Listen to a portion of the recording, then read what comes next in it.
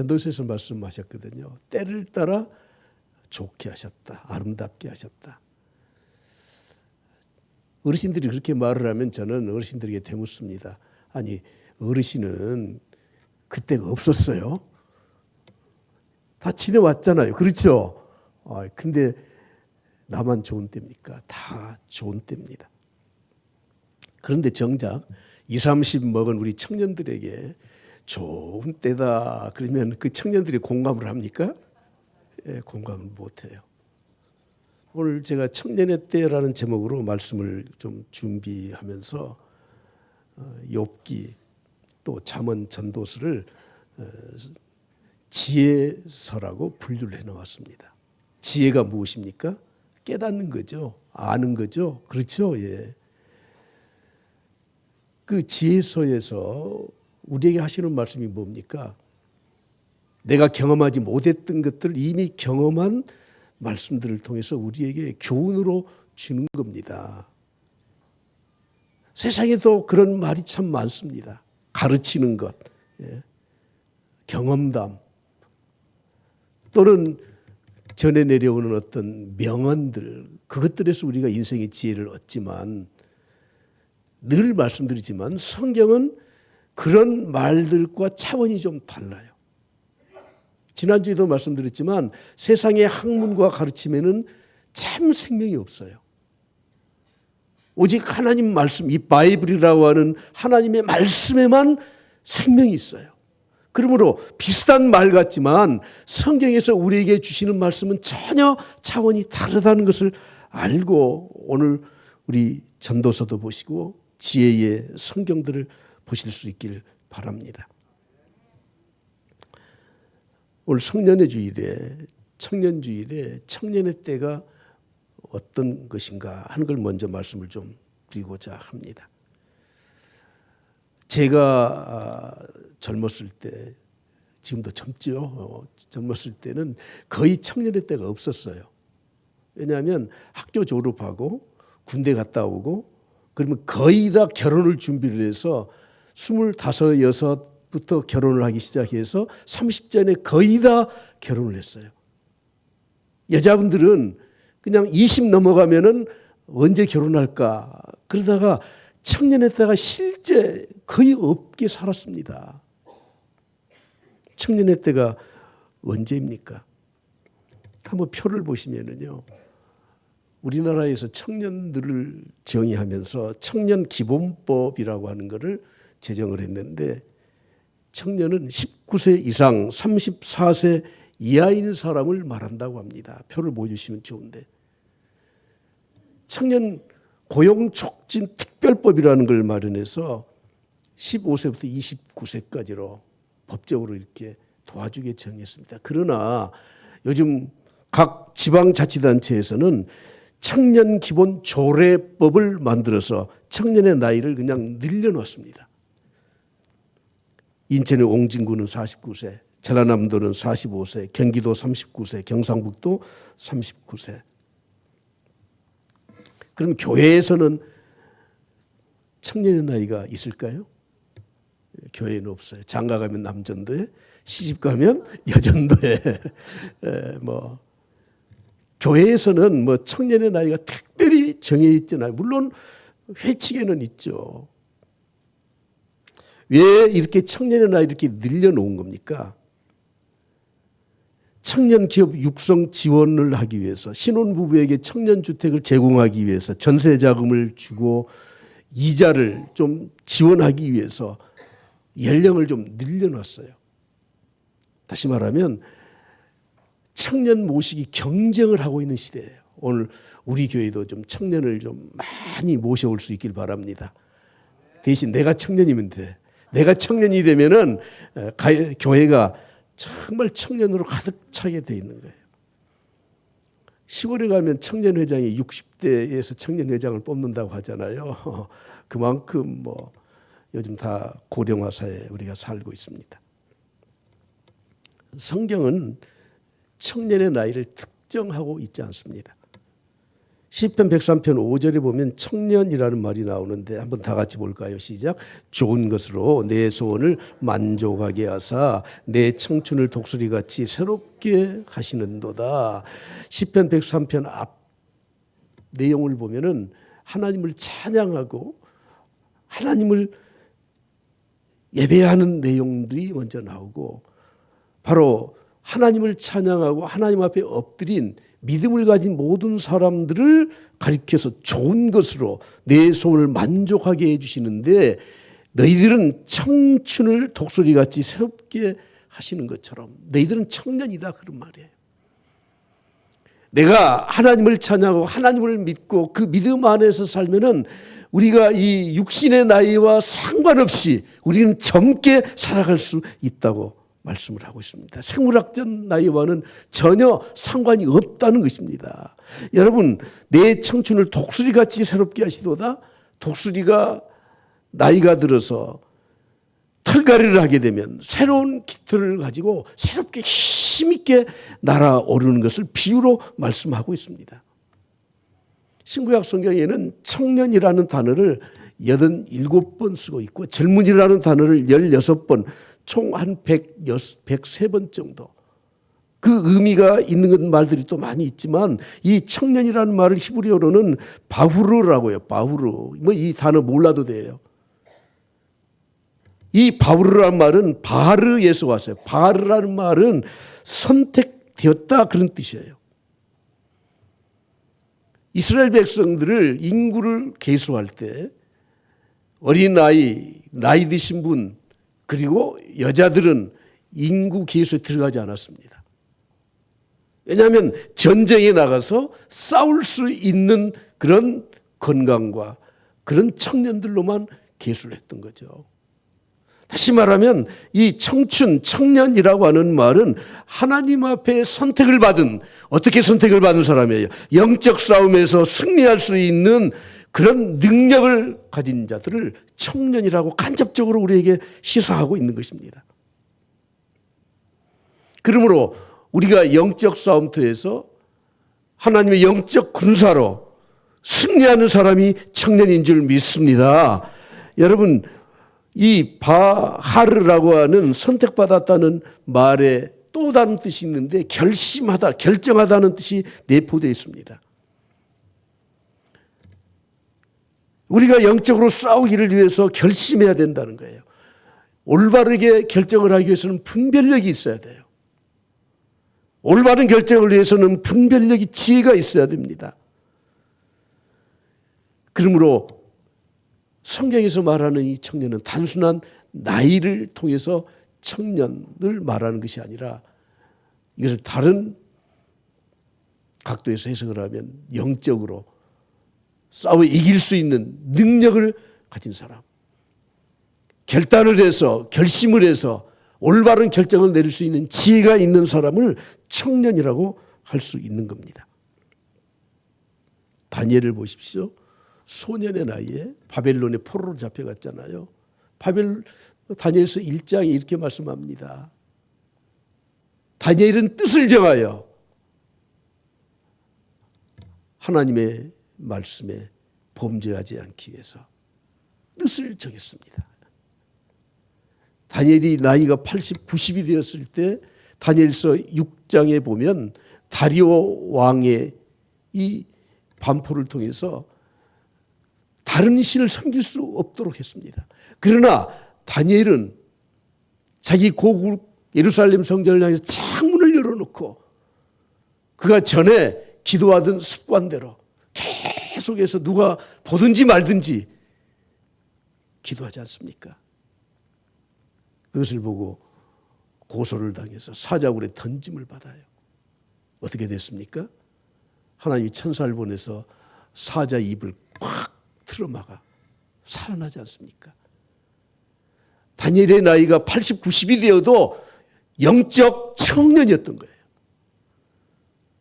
오늘 여기에 모이신 우리 모든 성도들은 이런 이 지혜와 결단과 그리고 하나님을 향한 영적 싸움에서 승리할 수 있는 힘과 능력이 있는 신앙의 청년들인 줄 믿습니다. 예. 그러니까 찬양할 때 여러분들의 얼굴을 제가 이렇게 쭉 뜯어봤다고 했잖아요. 뜯어봤어요. 예, 뜯어봤어. 그랬더니 확신에 차 있더라고. 오늘 처음 나오셔서 맨 앞에 계신 우리 어르신이라고 하면 좀 그렇고 어르신이라 예, 우리 65세 그러니까 이제 어르신이시네. 예. 청년이에요. 예, 예, 그냥 뭐 성경을 찾으려고 노력하시고 교회 이렇게 신앙생활 그동안 계속 하신 분은 아닐 것 같은데 감사합니다. 뜯어봤어요. 뜯어봐. 그랬더니 다 자신 있고 능력 있어 보이고 할렐루야. 예. 고개를 들어요. 고개 좀 듭시다. 예. 확신에 차 있어요. 확신에 차. 우리 광주 첨단교회는 젊은이로 가득 찬 교회인 줄 믿습니다. 자, 일부러 이걸 문자를 띄우라 그랬어. 광주 첨단교회는 젊은이로 가득 차 있습니다. 그러면 우리는 이제 리스폰스 반응을 보여야 되잖아요. 자, 손을 내시고요. 두 손 내도 좋고 자기를 가리키면서 자 합시다. 나는 청년이다.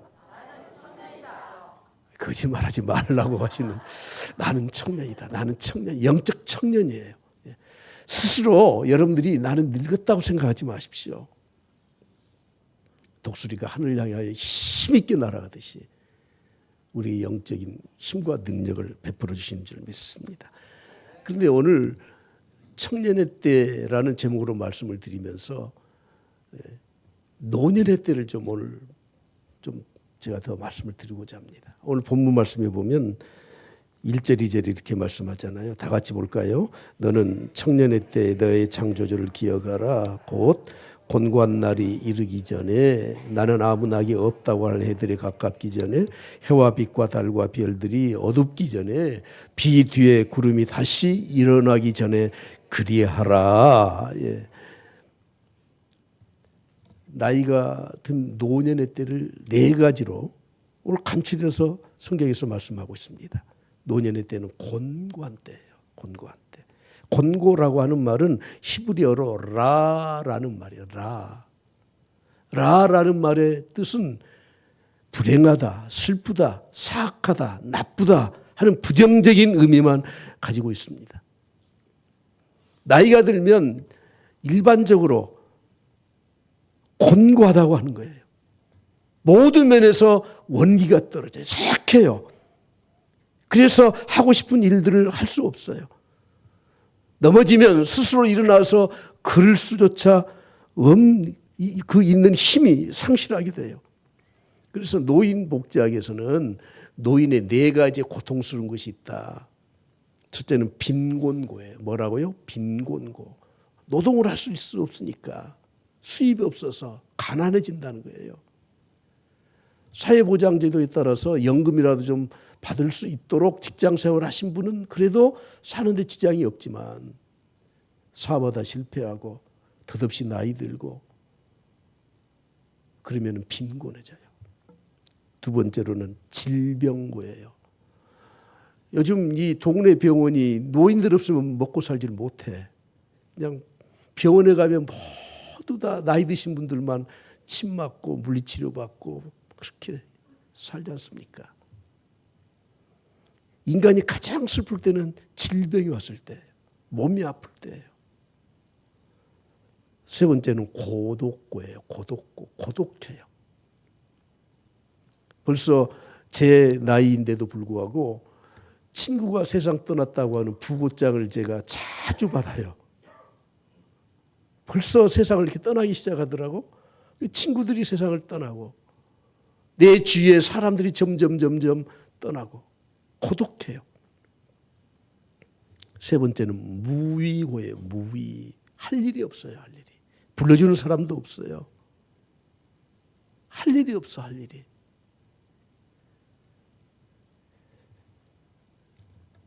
최근에는 관심도 없어졌지만 이 고독사 또는 노인의 자살에 대한 이 사회 문제가 지난 10년, 15년, 20년 전부터 발생하기 시작했습니다. 한 15년 정도 된 것 같아요. 15년 가까이 된 것 같은데 10년은 넘었고요. 전에 우리 교회에 나오시던 그 집사님이 참 효자셔. 그래서 어머니가 시골에서 혼자 이렇게 농사 짓고 사시는데 주말에 가서 꼭 주말에 자주 가더라고요. 여러분들이 될 수 있으면 꼭 여러분들의 부모님을 시간 나서 말고 시간 내서 잘 찾아볼 수 있길 바랍니다. 주말에 가서 잘 계신 거 보고 왔어. 근데 월요일 날 돌아가셨다는 전가를 받았어요. 근데 그분이 그날 가서 건강히 잘 있는 걸 보았는데 밭에 가서 일을 하다가 아무튼 어떤 이유인지 전혀 모르잖아요. 밭에서 돌아가셨어. 근데 옆집에서 보니까 저녁에 불이 안 켜져. 어디 아프신가? 하루를 다 지나가도 인기척이 없어요. 그래서 월요일 날 가서 보니까 아무도 없어. 그분이 일했던 밭에 가보니까 밭에서 거꾸러져서 돌아가셨어요. 나이가 들면 다 이런 어려움이 있습니다. 곤고한 때입니다. 곤고한 때. 노년기의 특징이 무엇입니까? 낙이 없어요. 만사가 귀찮아요. 세상의 일에 대해서 흥미를 잃어버려요. 뭐 나이 드신 분이 막 그냥 정치한다고 앞장서서 나서고 이러시는 분들 여기 없으신 것 같은데. 감정과 감성이 점점 굳어져요. 기쁜 일도 없고 감동받을 만한 그런 일도 별로 없다고 생각합니다. 그래서 삶의 질이 현저하게 줄어듭니다. 한국노인복지학회에서 발표한 노인 자살 위험 집단의 삶의 태도에 관한 연구라는 논문에 자살을 생각하시는 노인들, 그분들을 다 일일이 찾아가서 상담을 해서 통계를 내보니까 노인 자살 위험에 처해 있는 어르신들의 삶의 태도 5가지가 있다는 거예요. 첫째는 체념적으로 살아간다는 거예요. 내 인생 끝났어. 이제 뭘 하겠어. 두 번째는 불안과 무력감입니다. 죽을 날을 생각하면 항상 불안해요. 무기력해요. 세 번째는 우울과 절망이에요. 여러분, 우울한 이 마음은 언제 오시는지 알죠? 내가 하고 싶은데 못할 때, 그런 능력이 없을 때 우울해져요. 누구든지 다 그래요. 한계를 느낄 때 우울해지는 겁니다. 상대적 만족, 불만족. 다른 사람은 다 잘하는 것 같은데 과거에는 내가 잘했는데 상실감에서 오는 박탈감이에요. 5번째 마지막은 계속되는 분투예요. 하고 싶어서 노력하지만 되지 않을 때 분노가 생깁니다. 후회가 생기고 원망하는 마음이 생겨요. 오늘 본문에서 말씀합니다. 노년의 때는 곤고한 때다. 노년의 때는 낙이 없는 때다. 노년의 때는 해와 빛과 달과 별이 어두워지는 시기다. 여러분, 빛이라고 하는 것은 생명과 기쁨을 상징하는 겁니다.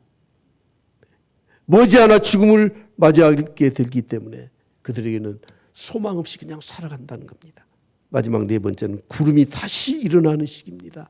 여러분, 오랫동안 비가 오고 그랬다가 개면은 그 다음에 햇빛이 들어야 되잖아요. 오늘 저녁에 해가 졌으면 내일 아침에 해가 떠야 되는데 그들의 인생에는 항상 구름이 끼어 있어요. 구름이. 소망이 없다는 것입니다. 그러나 청년의 때는 어떤 때입니까? 따라서 합시다. 소망이 있는 때다. 예, 소망이 있는 때가 청년의 때라고 하는 겁니다. 지난주에도 말씀드렸지만 청년이라고 하는 건 우리 육체의 나이만 청년을 의미하는 것이 아니고 우리의 심령의 즐거움을 의미하는 것입니다. 그래서 젊음은 아주 신선해요. 새로워요. 나이와 관계없이 항상 하나님의 말씀을 통해서 내 영혼을 새롭게 한 사람, 내 영혼의 즐거움을 간직하고 사는 사람들은 항상 신선하게 살아갑니다. 제가 대학에 입학했더니 영어 교과서 책을 이렇게 주는데 우리 학교는 그때 뭐 영어 교과서를 발행할 정도의 규모도 아니고 다른 학교 것을 가져왔더라고. 인류대학 교과서를 대학 1학년 교과서를 가져오셨더라고요. 그분이 그 학교 출신이라. 근데 교과서에 이 영어 교과서에 제목이 이렇게 돼 있어요. 내가 뭐 잘나서 쓴 게 아니니까 이해하십시오. 플래시맨 잉글리시. 너희들은 플래시맨. 대학교 1학년은 플래시맨이에요. 플래시. 신선해요. 여러분 혹시 여러분들이 낚시질을 해서 고기를 딱 낚아 올리면 죽은 고기가 아닌 고기는 어떻죠? 뛰잖아요. 이게 신선한 거. 프레시. 청년의 때는 신선해요. 팔딱거려요. 그냥 청년들한테 가만히 있으라 그러면 안 돼. 쟤들은 뛰게 내버려둬야 돼, 그냥. 아침에 여러분들이 이 들에 가면은 이슬이 맺혔을 때 그 이슬이 어떻게 해요? 어느 구사력이 이렇게 없어서 영롱하잖아요. 그냥 햇빛이 비치면 바짝바짝 빛이 나죠. 진주빛보다 더 아름답죠. 제가 이렇게 흔들어도 이걸 안 보시는 분들이 계셔. 청년의 때는 신선해요. 순수해요. 새로워요. 순결해요. 왜 청년의 때가 좋습니까? 젊음 자체가 자산이기 때문에 그렇습니다. 인생의 기초를 튼튼히 놓을 수 있는 기회를 그들은 갖고 있습니다. 그래서 그들의 장점은 용기입니다. 체력이 있어서 지치지 않습니다. 기억력이 있어서 무한히 공부를 하고 연구를 해도 스폰지처럼 빨아들입니다. 혈기가 왕성해서 활동력이 강합니다. 뿐만 아니라 실수하고 넘어져도 일어날 힘이 있는 시기가 청년의 시기입니다. 염려와 걱정, 근심을 많이 하는 사람의 심리를 노파심이라고 해요. 노파가 뭐예요? 늙었다 그 말이에요. 늙은 사람의 마음은 염려와 걱정이 많다. 실수하면 어쩔까? 항상 나이 드신 분들은 이렇게 하면 실수하면 안 되는데 저렇게 가면 안 되는데 이 길로 가면 맞을까? 저 길로 가면 맞을까? 노파심.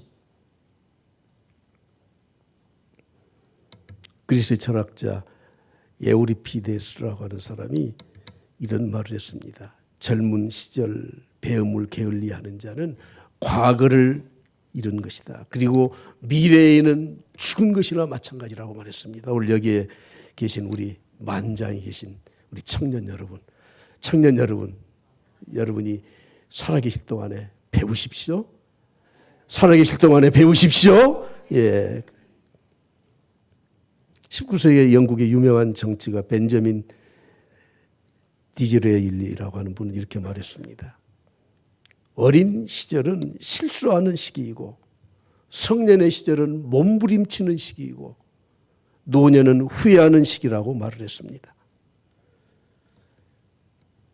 젊었을 때 경험했던 모든 것은 일생의 이 경험으로 축적이 됩니다.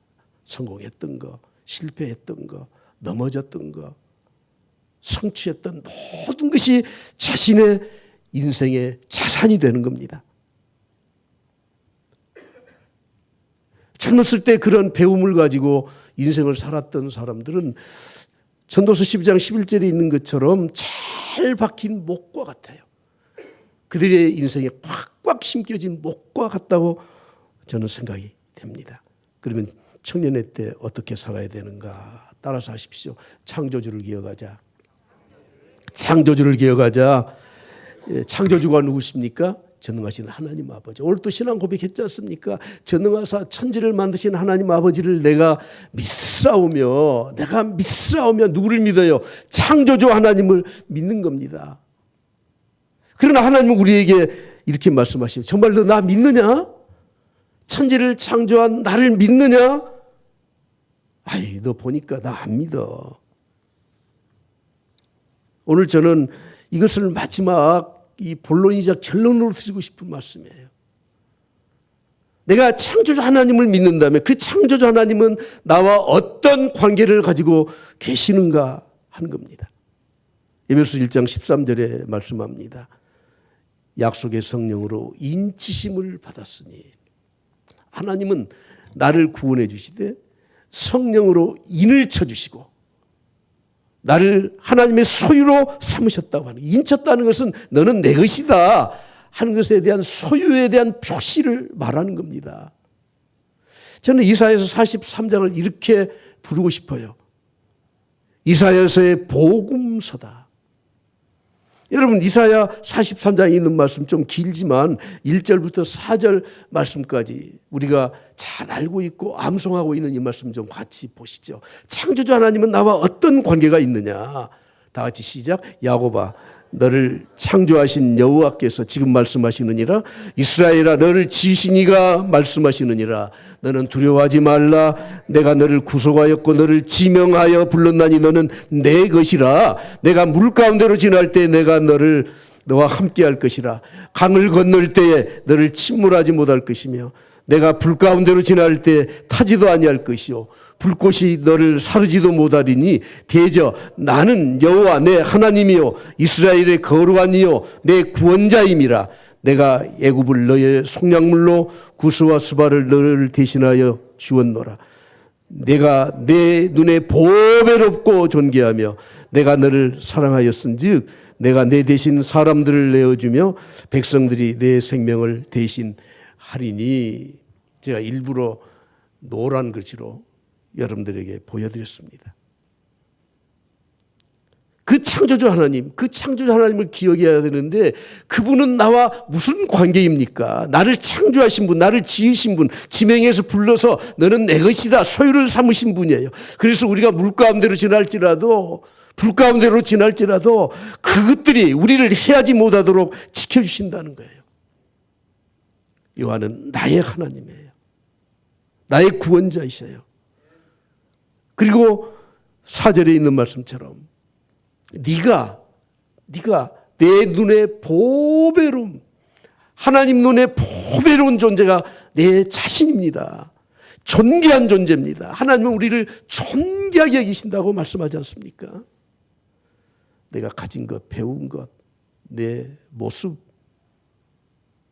이 모든 것을 떠나서 하나님의 소유된 내 자신은 하나님 앞에 존귀한 자고 하나님의 사랑을 받는 존재인 줄 믿습니다.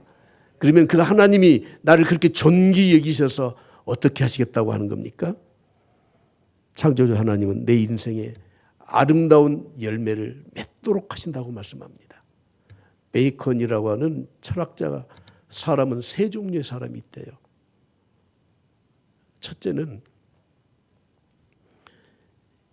꿀벌과 같은 사람이 있대요. 물론 꿀을 모으는 이유는 지가 먹으려고 했지만 우리는 가서 그 꿀을 채취하잖아요. 다른 사람에게 주는 사람. 두 번째는 개미 같은 사람이 있대요. 처먹을 것 지가 벌어서 그냥 그렇게 살아가는 겁니다. 마지막 세 번째는 거미 같은 사람이 있대요. 자기는 아무것도 않고 그물을 딱 쳐놓고 기다렸다가 걸려들면 확 가서 잡아먹는. 여러분, 우리가 인생을 살면은 우리는 모두가 다 삶의 열매를 맺습니다. 여러분들이 거미처럼 다른 사람의 해악을 끼치고 사는 열매를 거두시길 원하십니까? 꿀벌처럼 다른 사람에게 유익을 주는 삶을 살기를 원하십니까? 요한복음 15장 5절에 말씀합니다. 나는 포도나무에 너희는 가지다. 그가 내 안에 내가 그 안에 거하면 사람이 열매를 많이 맺어요. 어떤 열매를 맺어요? 다른 사람에게 유익을 주는 열매를 맺어요. 나를 떠나서는 너희가 아무것도 할 수 없다. 창조주 하나님이 하나님의 소유를 삼으신 우리 그리스도인들, 저와 여러분을 하나님께서 소유로 삼으시고 우리가 그 안에 거할 때 우리에게 열매를 많이 맺도록 하신다고 말씀합니다. 근데 그 열매는 그냥 맺어지는 게 아닙니다. 힘이 있어야 돼요. 저는 항상 생각하는 것이 우리 인간에게는 이 힘이 있어야 된다. 에너지가 있어야 된다. 육체의 힘이 있어야 일어날 수 있고 걸을 수 있고 뛸 수 있고 운동할 수 있는 겁니다. 이 지식의 힘이 있어야, 다른 사람보다 아는 것이 있어야 세상을 지혜롭게 살아갈 수 있습니다. 힘이 없으면 못 살아가요. 선한 힘이 있어야 돼. 영적 능력이 있어야 돼. 어떻게 열매를 맺게 하십니까? 빌립보서 4장 12절 13절에 말씀합니다. 나는 빛에 체할 줄도 풍부에 체할 줄도 알았다. 나는 일체의 비결을 배웠다. 13절 다 같이 봅니다. 내게 능력 주시는 자 안에서 내가 모든 것을 할 수 있느니라. 내게 능력 주시는 자 안에서 예수 그리스도 안에 있을 때 주님이 나에게 공급해 주시는 힘이 있을 때 그 힘으로 아름다운 열매를 맺을 수 있다고 말씀합니다. 그래서 결국 하나님의 자녀들에게 주신 마지막 축복이 무엇입니까? 평강의 축복이에요. 평강은 샬롬이라는 말이죠. 예루살렘은 뒤에 샬롬이라는 말을 붙여서 예루살렘, 평화의 땅이에요. 평화의 땅. 이걸 아랍어로 알꾸두스라고 말하는데 이 알꾸두스라는 말은 거룩한 땅, 신성한 땅이라는 뜻이에요. 그런데 여러분 요즘 팔레스타인에 전쟁이 일어났는데 평화의 땅입니까? 신성한 땅입니까? 아니죠. 우리 그리스도인들이 하나님께 받을 수 있는 가장 큰 축복은 임마누엘의 축복이에요. 요셉에게 여호와께서 함께 하심으로 형통한 자가 되었다고 말씀하는 것처럼 임마누엘 여호와 하나님이 나와 함께 계실 때 형통한 자가 되고 샬롬의 축복을 누리게 되고 열매를 맺게 되는 줄 믿습니다. 그래서 청년의 때에 어떻게 하라고요? 창조주 하나님을 기억하라는 것입니다. 신앙은 기억입니다. Remember, 기억하는 겁니다. 애굽에서 종되었던 때를 기억하라. 너희를 구원하신 여호와 하나님을 기억하라. 기억하라. 근데 여러분 기억이 안 돼요.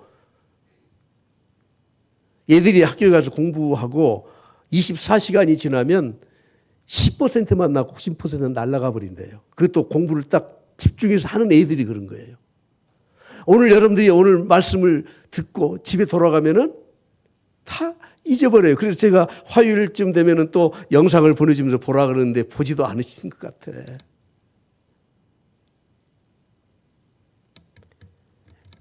요즘 65세 이상 어르신들의 10%가 치매 환자입니다. 80세 이상이 20%가 치매 환자예요. 근데 교회는 죄송하지만 영적 치매 환자가 훨씬 많아요. 교회는 영적 치매 환자가 많아요. 다 잊어버리고 살아. 말씀도 잊어버리고 은혜도 잊어버리고. 육신의 치매는 만 26세부터 시작됩니다. 기억력이 감퇴되기 시작하면서. 여러분들이 영적 치매에 걸리지 않길 바랍니다. 예. 헛된 인생을 살지 않도록 하기 위해서 창조주 하나님을 기억하라고 말씀하고 있지 않습니까? 청년의 때 피와 땀과 화려함과 열정과 도전이 헛되지 않기 위해서는 항상 창조주 하나님을 기억하고 살아라는 겁니다. 고린도서 4장 7절부터 9절에 보면 우리가 이 보배를 질그릇에 가졌으니, 자, 그 뒤에 있는 말씀은 그냥 생략해도 돼요. 이 보배가 뭐예요? 하나님을 아는 지식, 창조주 하나님을 질그릇, 우리는 질그릇이에요. 질그릇은 깨어져요, 죽어요, 병들어요. 그것을 우리가 내 안에 간직하도록 하나님이 해 주셨습니다. 우리는 그 하나님 잊지 않고 살아갈 수 있길 바랍니다. 우리 인생은 내가 주인이 아닙니다. 내가 오너가 아니에요. 그래서 여러분들이 스스로 내 인생을 스스로 핸들링 하려고 하지 말고, 내 인생 내가 알아서 살려고 하지 말고, 내가 주인이 아니니까 나는 청직이에요. 영어로 말하면 매니저예요. 매니저. 오너가 아니에요. 항상 청직의 의식을 가지고 살아야 돼요. 세상의 학문과 철학과 가르침은 모두가 다 인생의 주인은 너야 이렇게 가르쳐요. 그래서 너 좋을 대로 해. 그것이 인본주의예요. 인본주의. 그러나 성경은 하나님이 주인이시야 뭐예요? 신본주의예요. 다시 한번 오늘 이제 다 앞에 것들은 그런가 보다. 그리고 이 말씀 결론은 절대 잊으시면 안 돼요. 창조주 하나님을 기억해야 하는 것은 무엇입니까? 내 인생의 주인이 내가 아니다. 나는 내 인생의 오너가 아니다. 매니저, 청직일 뿐이다. 근데 여러분 얼마나 좋은지 아세요? 얼마나 좋은지 아시냐고. 내가 매니저면 자본도 필요 없어.